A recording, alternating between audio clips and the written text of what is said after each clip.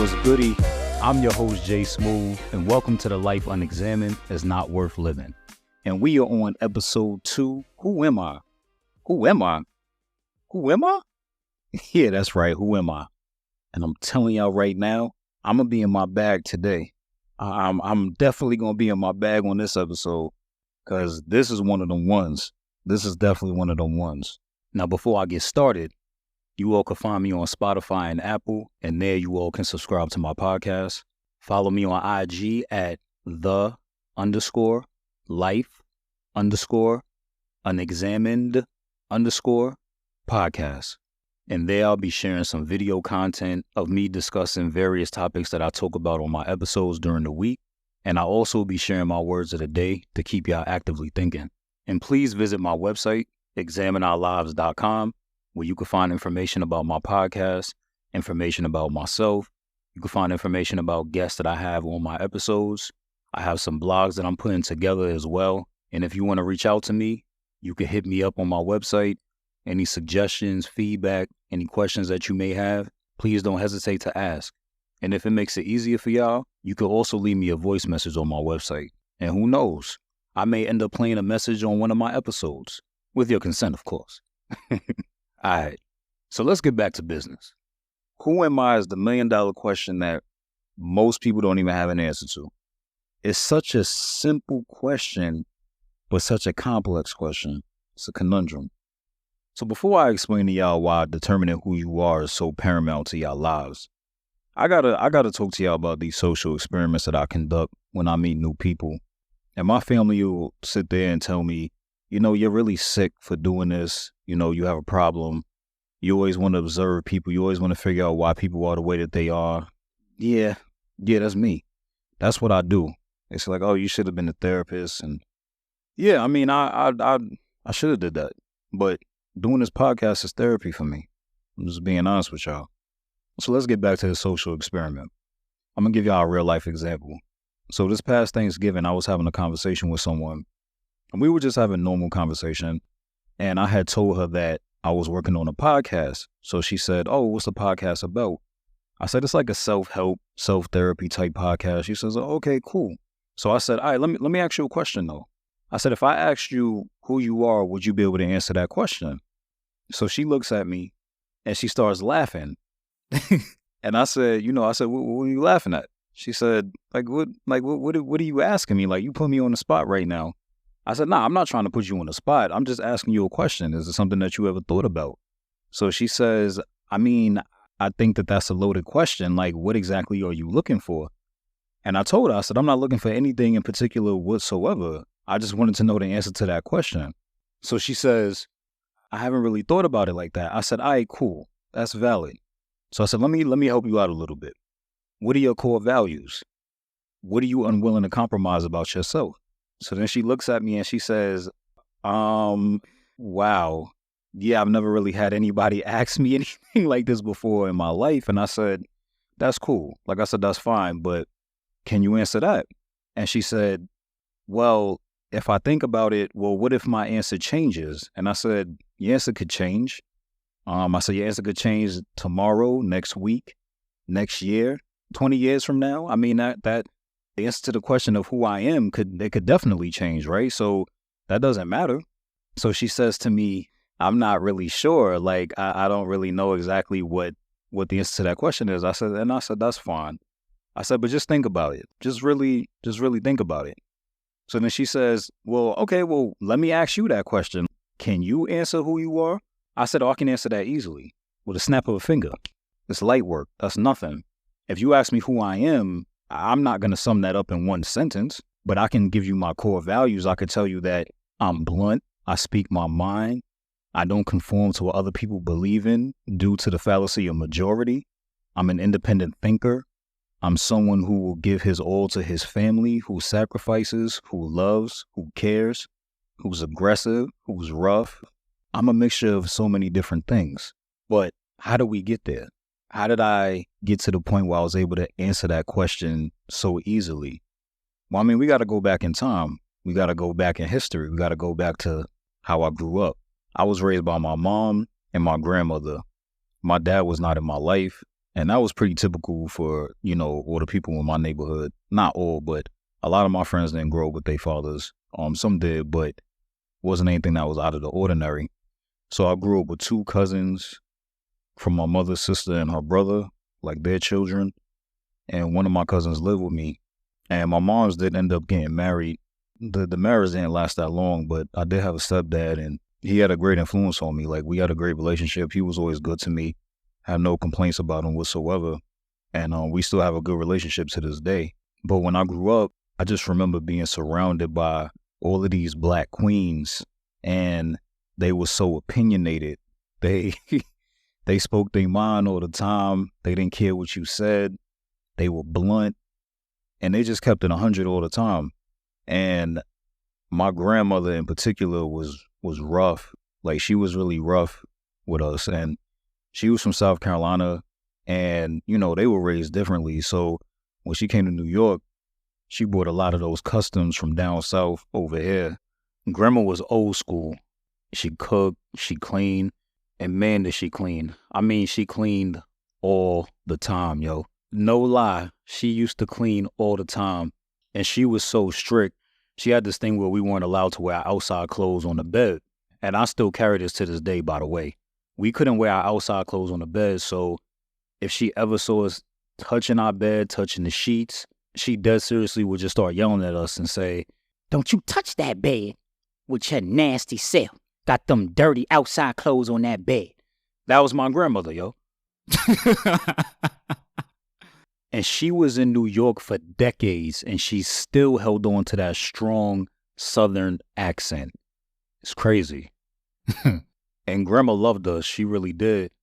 But she wasn't affectionate with us. My family was not affectionate at all. We never hugged each other.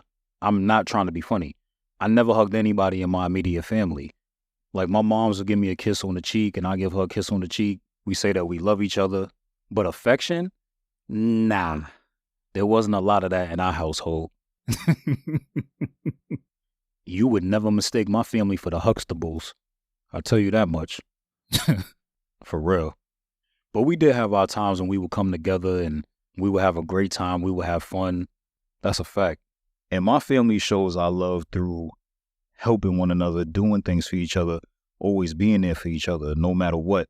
That's how we did things. But my family had this natural trait of keeping to ourselves.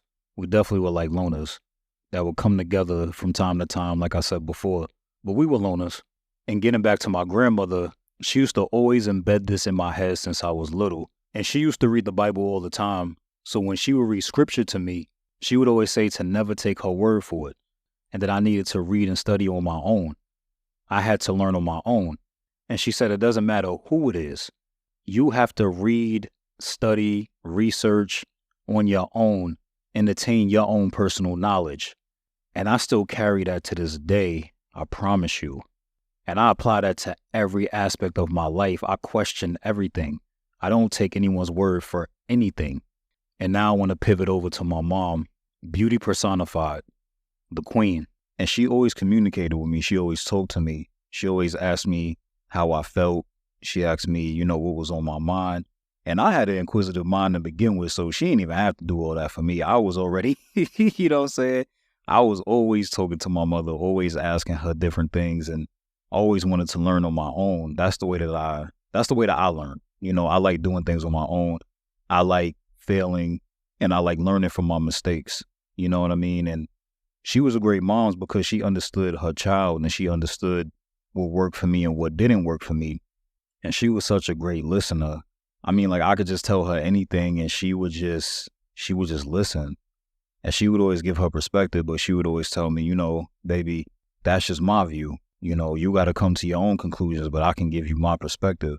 And I always respected that about her, because she was never the type of person that told me, what I wanted to hear, or told me like, oh, you need to do this, you need to do that. I mean, obviously when I was younger, she did, you know what I mean? But I mean, like, when I got older, when I was a teenager and I was making decisions on my own, when I was becoming an adult, she let me do that. And she let me learn from my mistakes, which I appreciate. She taught me accountability. You know what I'm saying? My mom's really taught me how to be accountable for my actions. But that was a big part of what shaped me as a person. You know, in the beginning, when I just said that I'm blunt, I said that I speak my mind, I'm an independent thinker, you know, I challenge people, I question things. I learned all that stuff from being around my family. You know what I mean? And then I turned into the person that I wanted to become, but I learned a lot from them. And me and my family are like rough around the edges, but we have a good heart. We have good hearts, like we do. But we could be very abrupt, aggressive. And that's where I learned that from. And I also had like people in my family who had substance abuse problems, drinking alcohol. And I saw like the effects that had on not only myself, but just my family in general.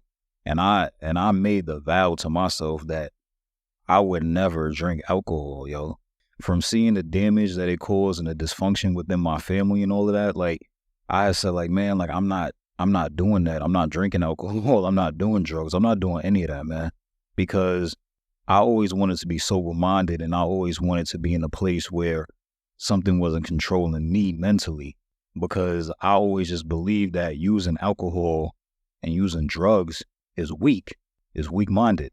You know what I'm saying? It is, because you don't want to deal with your problems and you just use those things as a crutch. You know what I mean? It's a Band-Aid. And, you know, this is all a part of my upbringing, man, of when I was younger. And then we segue into when I got into my early 20s. And that's when like I don't want to say the true foundation, but when I started to reach a higher peak of my foundational journey. So when I was in my early 20s, and I became a lot more reflective, and I looked at my upbringing and I looked at those around me. I observed the actions of my family over the years, and I wanted better for myself. And I'm not talking about financially or making more money than everybody. That's cool. But I'm talking about all of me, every aspect of my being. I wanted to do better than my family. I wanted to make better decisions.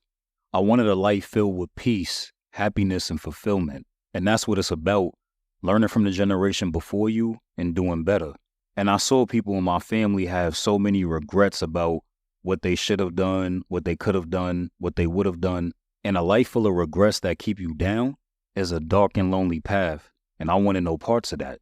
And my mindset was, if I made a mistake or if a decision that I made ended up affecting my life negatively, then it is what it is. It's all a part of the process. It's a part of the journey. You learn, you know better, and then you do better. And I started thinking about all of this stuff in my early 20s. And this was around the time where I just got sick and tired of going out, partying, and always looking for another distraction. So I'll be with my boys and we just chilling. And I'm saying to them, yo, where we at tonight? Where the party at? What's popping? And I'll never forget this one time I was at a club with all my boys. And I've been to clubs before, but this specific time really stands out because we were in the club and, you know, people were out there having fun, dancing, drinking, mingling, you know, regular club stuff. But it was different for me this time because while I'm seeing all this with my eyes, my mind is elsewhere. And I'm questioning, yo, why am I here? What is the purpose of me being here? And it tripped me out the whole night. So when I got back home, I felt unhappy. I felt empty. And I kept asking myself over and over and over again, why were you there? I couldn't answer that question. And it was scary to me because I had answers for everything that I did. But I didn't have an answer as to why I was there. I didn't have an answer to why I was unhappy. And that killed me inside. And I got to a point where I was just sitting back and really reflecting and thinking, yo, is this really our lives? Is this really what we do? And the more that I thought about it, the more that I realized that this lifestyle just wasn't in the cards for me anymore. It just wasn't for me. And then I was dealing with different females and all I was doing was feeding my desires. But those desires that I kept on feeding were never truly satisfied. Now, in the moment, I did feel satisfaction, but it didn't last long. And that fix, it keeps calling you, right? It keeps calling you. But the problem is that it always led to the same result, emptiness. And that's what I felt every single time. I couldn't escape that. So I got to the point where I said, you know what? I need to feed my mind. I need to nourish and enrich my intellectual and mental capacity to retain information. I need to keep myself around positive energy. I need to align myself with an environment where I'm growing and not staying stagnant. And most of all, I wanted to figure out what my purpose on this earth was. That's what I started thinking about. And I just got tired of living the same low energy, low frequency, unfulfilling life. And I had to figure out a life that actually was worth living. And honestly, this is when I started getting tired of dumbing myself down for others. I got tired of being around other people who didn't challenge me mentally and just wanted to have small talk and just didn't want to learn. Like I got tired of that and I hated it. It was trash. And I was using my gifts for stupidity. Like straight up and down, just for stupidity. I was using my gifts to win arguments. I was using my gifts to manipulate people. I was using my gifts to get what I wanted. And it got old really fast. Like I had to do some real soul searching. I had to look at myself in the mirror and I asked myself if I was happy. And I wasn't. I wasn't happy with what I saw at all. I was disappointed in myself. But I didn't know any better. I didn't know. I thought that all of those things would have brought me happiness. But it didn't. And I had to eliminate people from my life. I had to stop hanging out with my friends. I had to get away from females. And I just had to sit with myself. And I started talking to myself. And self-talk is really healthy, by the way. It's really good for you mentally. It's very therapeutic. But I started reading more. I started studying. I was studying different religions. I was studying different philosophies. I was studying world history, my history, the true history of my ancestors that were kings, queens, and rulers. And the list goes on. I was stimulating my mind with so much thought-provoking information. And that was just like a huge chunk of my life. Like I was just to myself. And I put in real time to understand who I was. And I remember that was like during the time when I was feeling myself. And I had a conversation with my mother. And I had said to her, like, Ma, like, I don't understand the world. Like, why are people so stupid? And that's my eyes was open. I was learning new things and I was feeling myself. I was definitely feeling myself. And I said, I don't understand. Why do people keep doing the same stupid things over and over again? Why do they not understand how this world really works? Why do they not understand that they're being manipulated, that they're being controlled, that they're being brainwashed? Why do they continue to keep their desires focused on that low-hanging fruit? I don't get it.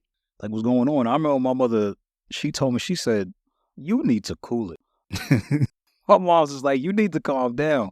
And she said, yeah, it's good. Like, I'm happy for you that you're learning all these different things and that you are exposing yourself to all this wealth of knowledge. But you have to understand that everybody doesn't learn at the same pace. Everybody doesn't come to the same conclusions. And everybody has to get there when they get there in their time. And like I said, I was young, man. My mind was blown. Like, my mother humbled me royally. And to this day, I keep that near and dear to my heart. But one of the biggest tests for me when it came to figuring out who I was and a test to my foundations as well was also in my early 20s when I found out that my mom's had cancer. And when I found that out, it hit me so crazy. Like, I didn't even know how to respond. You know what I mean? Like, when she told me that, I felt dead, so I could just imagine how my mom's felt. And she had believe it was stage 2 at the time, stage 2 cancer. She had bone cancer. So she had a conversation with me and she just told me, I don't know how much longer I'm going to be able to live. They said it could be a year, 2 years, 5 years, 10 years. They don't know. So at the time, when my mom told me that, she wasn't even 50 years old yet. Like, she was like 47, 46, 47. She passed away when she was 48. But when she told me that, like, it was like a train hit me. And my mom was alive for like, I would say 3 years after that. So I found out that my mom's had brain cancer. Like, the cancer had spread throughout her body and it went to her brain. And she was in the hospice. She was in hospice care. And it was like in 2013 from January to April, because April was when she passed. But I remember from January to April, I was seeing her literally every single day. And I was just seeing my mom deteriorate every day. And it was just tearing me apart. But I just tried to make the best of that situation and just talk to her as much as I could. And even when she got to the point where she couldn't really speak like that, and I still was just there every day and just holding her hand and just being there for her, you know what I'm saying? Because she gave me so much in my life, which is what I spoke about before. You know, she helped to shape and mold me into the man that I am today. So I just wanted to give everything back to her because she deserved that. And when she passed, that really messed me up mentally. It turned me into a different person. And that person who I said that was doing all that research, the reading, the learning, finding himself, a lot of that went by the wayside. All that self-worth that I had was gone because I lost a part of who I was when she died. I had a void, pardon me. And through that whole process, it really messed me up. And like I said, a lot of my principles and me loving myself and me being happy and having my peace was taken away from me. And it was a trauma. I was grieving. We fast forward to 2023, 10 years. And I tell y'all no lie, it took me about 9 to 10 years to get to a place, for me to get to a place where I felt happy again, like truly happy again. Throughout those 10 years, this past decade, I've drained myself and I've given myself to so many people, to my family. My aunt passed away. Me and my cousin were taking care of my grandfather. He passed away. And then we were taking care of my grandmother for a few years. And then she passed away recently. And my cousin and I had a lot going on in our personal lives, but we had to embrace the responsibilities that in an ideal world, this is what your children do. But based on circumstances, we had to take care of our grandparents. It was stressful and it wasn't easy, but we did what we had to do. I was married. That was stressful as well. I was taking care of my wife. It was just so many different things that I was going through during that time. And I was just giving myself to everybody, but I was never giving anything to myself. I wasn't at all. But when we get to 2023, I just had enough of all of that. I had enough of me giving myself to people who were ungrateful, giving myself to people who didn't deserve it, and also giving myself to people who just don't even understand all the work that I've put in and what I've sacrificed to do. And I just got to the point where like I had to love myself and get back to that. But if you notice, I just said, get back to that. Those are key words. Back to that. So when I said in episode 1, your foundation is important, it's paramount. I talked about people having trash foundations, poor foundations. So I had a strong foundation, but my foundation got rocked. That's when I was talking about the storms with the house and all that, right? Remember in episode 1? That was trauma. That was a hurricane. That was a tornado. It tore my house apart, but I had a strong foundation.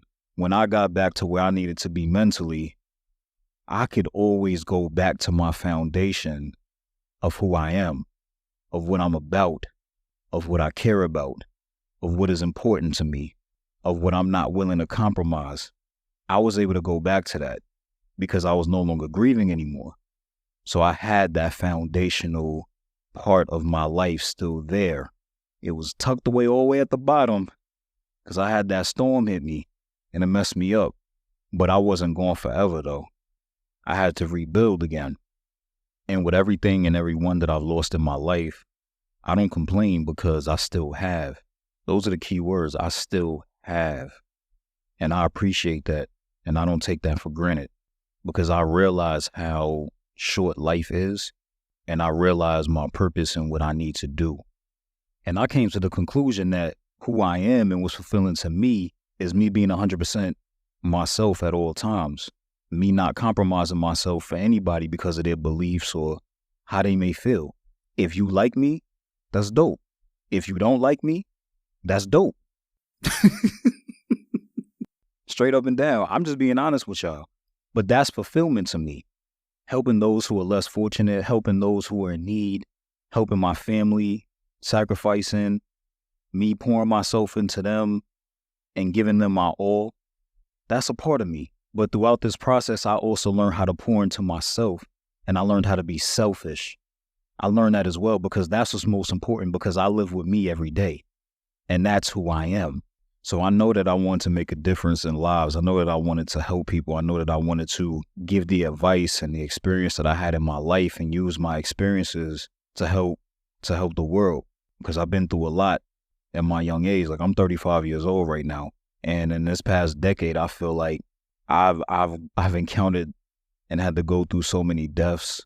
It's not even funny. But these things have made me stronger and I use it to help me to keep going on. And I have so much wisdom. I attain so much wisdom throughout this process. So it's like now that I'm doing this podcast, I'm using my voice to help other people because I love to talk. Talk is my love language, right? These are all aspects of who I am. Talking is my love language. It really is. And I also can't stand small talk. So while I do love talking, I like having stimulating conversations, intellectual conversations, deep conversations. Small talk, garbage. But again, I had that foundation. I figured out who I was in my 20s. But just imagine if I didn't do all of those things that I did before. I don't know where I would be right now because I put the work in to get there. And you got to put that work in also. And you got to find your voice. And we have a lot of outside influences in our lives. And sometimes we don't know if it's our voice or if it's our parents' voice, if it's our siblings' voice, if it's our boyfriend and girlfriend's voice, if it's our friend's voice. Well, you got to be able to decipher that because sometimes you just don't even know. Is it the voice of the people that's on television, the quote unquote celebrities, the quote unquote important people that y'all revere, the people that you follow on social media, all of that stuff? Whose voice is it? Is it yours? You definitely have to figure that out. Because if you don't, I mean, you're just going through life and you're like a zombie. You know, Nas said black zombies, but yeah, like you're just like a zombie, man. Like you're just walking around without any path and you just looking for the next thing to excite you and then you coming off of that high. You come off of that high and it's just the same process repeated over and over again. Rinse and repeat. Same thing. So as we wrap up episode 2, I got a test for y'all. I want to challenge y'all. I'm going to ask you a question.